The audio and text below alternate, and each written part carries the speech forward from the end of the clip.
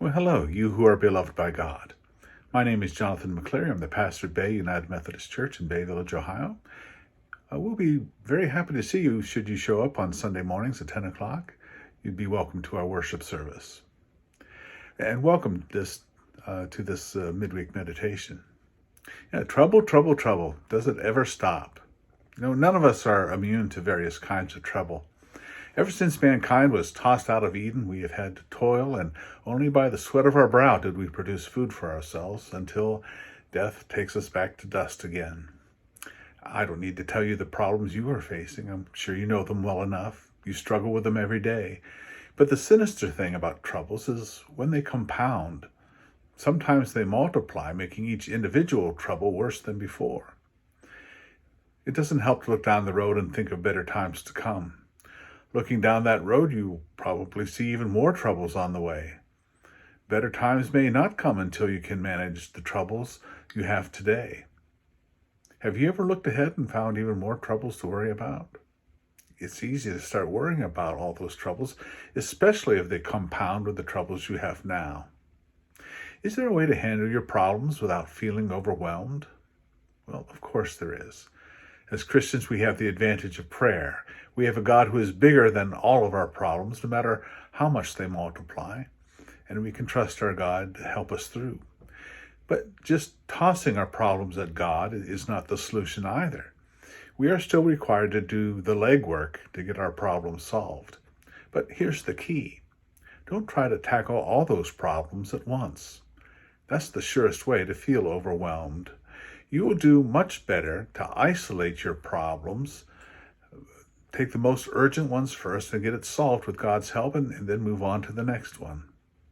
Battling all your problems at once is the surest way to feel overwhelmed and defeated. Let me share this illustration. Perhaps you heard of the Battle of Thermopylae. It occurred in Greece in the year 480 BC.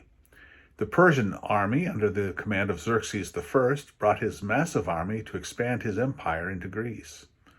Herodotus, a historian of that day, estimated the Persian army to have over 1 million soldiers. The Greeks, on the other hand, were still divided into rival city-states, but they attempted to band together to fend off the Persian attack, just as they did 10 years previous at the Battle of Marathon. But for this battle, they could only muster about 7,000 soldiers. 7,000 versus 1 million. And you thought you were feeling overwhelmed. Leonidas, king of the city-state of Sparta, was given command of the Greek forces, and Leonidas knew the terrain well. He realized the Persians could only enter Greece through a narrow pass between the mountain and the sea. It was the Pass of Thermopylae. It was only 3 to 5 meters wide at its opening, about 15 meters wide in the middle, and that narrow pass was the route through which Xerxes had to send his million-man army. But here's the thing. You cannot bring the entire force of a million-man army to bear into a pass that narrow, and Leonidas knew it. So he chose 300 soldiers, including himself, to guard that narrow pass. The rest of the soldiers he sent back to build up defenses in the mainland. 300 to hold that pass against 1 million. But for 7 days and 3 days of pitched battle, those 300 Greeks fended off the massive Persian army.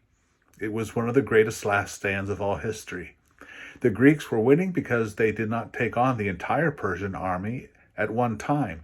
Only a handful of the enemy could enter that pass at any one time, and so the size of the Persian army was neutralized. The Greeks failed only because the local farmer betrayed the Greeks and showed the Persians an alternate way around the pass. Otherwise, the Persians might not have penetrated Greece at all. When you face the millions of problems before you, I suggest you do what the Greeks did.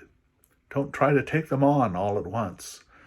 Don't look ahead and let your troubles compound. Rather, with God's help, take on only the problems that are facing you in the current hour. Let today be your Thermopylae Pass. Take them on one by one, not by the million. Leave the rest for another day, and then you will find your troubles become manageable. If you try to take on tomorrow's trouble with the troubles of today, you will surely feel overwhelmed. Jesus put it this way in Matthew 6:34, "Therefore do not worry about tomorrow, for tomorrow will worry about itself. Each day has enough trouble of its own." Dear friends, each day's trouble is enough for anyone. Let God help you with today's trouble. He will still be with you tomorrow to help you through any other troubles that arise. Looking down the road, you can surely anticipate a mountain of trouble heading your way, but don't try to tackle that mountain all at once. There's an old proverb that says essentially what Jesus said. It goes, "The one who would move a mountain begins by carrying away small stones." Don't try to take on your mountain of troubles all at once. Start moving the small stones one by one, and eventually, with God's help, your mountain of troubles will disappear. Thank you so much for being here today. God bless you all, and we will see you soon.